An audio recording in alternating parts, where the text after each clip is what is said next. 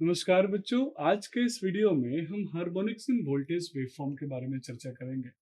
बच्चों, synchronous generator हमें electricity generate करके देता है, यानी इनपुट मैकेनिकल को आउटपुट इलेक्ट्रिकल एनर्जी में कन्वर्ट करता है। वो बेसिक में जाके देखें तो हमें आउटपुट वोल्टेज दे रहा है, वोल्टेज मुझे आउटपुट दे रहा है।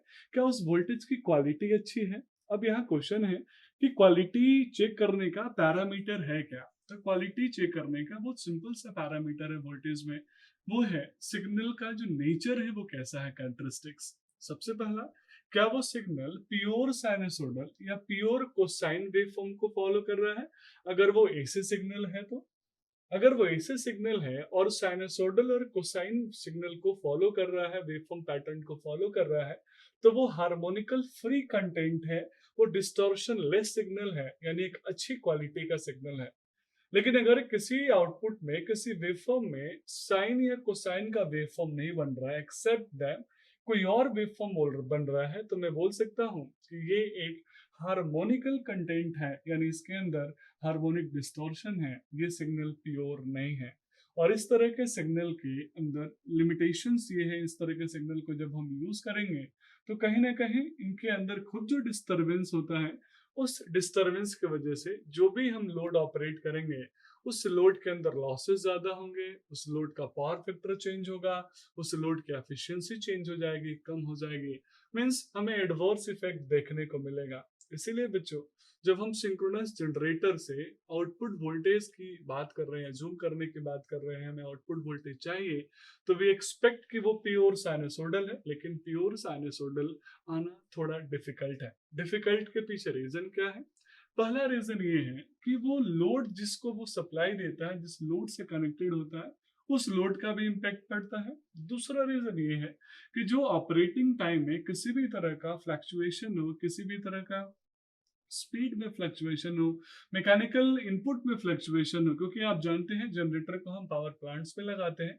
जैसे हाइड्रो पावर प्लांट है तो वाटर फ्लो में अगर फ्लक्चुएशन है, या फिर स्टीम पावर प्लांट है तो स्टीम के फ्लो में, प्रेशर में फ्लक्चुएशन है, या फिर लोड के अंदर कोई प्रॉब्लम है, तो स्वाभाविक है उस कंडीशन में सिंक्रोनस जनरेटर का जो आउटपुट मिलेगा उसके अंदर हार्मोनिक्स होंगे, उसके सिग्नल में कहीं ना कहीं डिस्टॉर्शन होगा। तो जब हम हार्मोनिकल फ्री सिग्नल की बात करेंगे तो बड़ा सिंपल सा कंसेप्ट है, साइन और कोसाइन का वेवफॉर्म पैटर्न हमें देखना है। आइए अब हम समझते हैं कुछ एग्जांपल्स को, कुछ नॉन लीनियर लोड्स को जो कि हार्मोनिक्स को डेवलप करते हैं। तो सबसे पहला और इम्पैक्टफुल एग्जांपल तो आपके सामने है, वो है आपका सेमी कंडक्टर डिवाइस, यानी वो डिवाइस जिसकी कंडक्टिविटी कंडक्टर और इंसुलेटर के बीच में होती है, वो सेमीकंडक्टर है।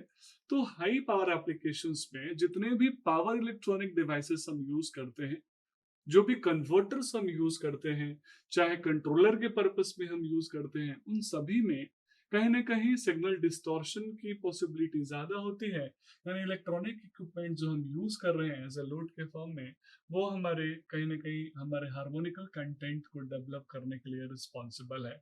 तो पावर इलेक्ट्रॉनिक्स के सारे जो भी सेमीकंडक्टर इक्विपमेंट है, सॉलिड स्टेट डिवाइसेस है, वो हार्मोनिक्स डेवलप करते हैं। वेरिएबल फ्रीक्वेंसी ड्राइव एक कॉमन एग्जांपल है। नॉन लीनियर लोड के फॉर्म में बार बार हम फ्रीक्वेंसी को वैरी कर रहे हैं, तो स्वाभाविक है हार्मोनिक्स चेंज होंगी, हार्मोनिकल कंटेंट आएगी।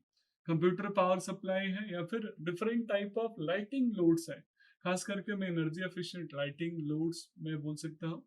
ये कहीं ना कहीं सारे नॉन लीनियर जो लोड्स हैं हार्मोनिकल के कारक हैं। आप जिसे डायग्राम में आसानी से देख सकते हैं, प्योर साइन या कोसाइन वेवफॉर्म मिल रहा है, हार्मोनिक फ्री कंटेंट है, नहीं मिल रहा है, तो हार्मोनिक्स है। हार्मोनिक्स कितने तरह के होते हैं बच्चों? तो लोअर ऑर्डर के हार्मोनिक्स भी होते हैं, हायर ऑर्डर के, जैसे थर्ड ऑर्डर का हार्मोनिक्स, फिफ्थ ऑर्डर का हार्मोनिक्स, सेवेंथ ऑर्डर का हार्मोनिक्स। आपको याद होगा, आप एज ए इंजीनियर हार्मोनिक्स का एडवर्स इफेक्ट आप पढ़ चुके हैं। आपने जब इंडक्शन मशीन पढ़ा होगा तो इंडक्शन मशीन में एक प्रॉब्लम होता है, दैट इज कॉल्ड क्रॉलिंग।